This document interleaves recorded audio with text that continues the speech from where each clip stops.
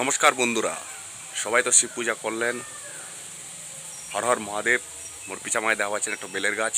কিন্তু তোমরা কি জানেন যে শিব পূজা শিবের মাথাত কীরকম জল ঢালবা হয়? সেই সম্বন্ধে মই তোমাক কিছু তথ্য দিছুম করো, তো ওটা মন দিয়ে শুনবেন।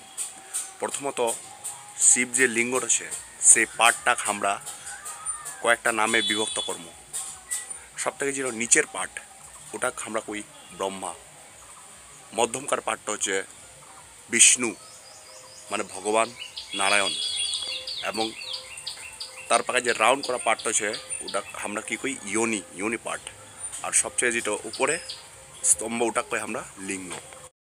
তো বন্ধুরা, জিঙ্কা তোমরা শিবের মাথায় জল ঢালবেন, এটা অবশ্যই খেয়াল করবেন।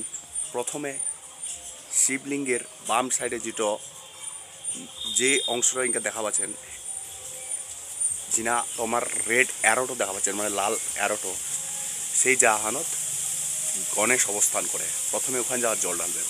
তারপর ডাইন মাখাই দেখবেন ফের একটা অ্যারোটো দেখা পাচ্ছেন, যিনা তোমাকে দেখাউগ্রহ এখান জায়গাত কার্তিক অবস্থান করে, দেব সেনাপতি কার্তিক। তারপর এনে জল ঢালবেন।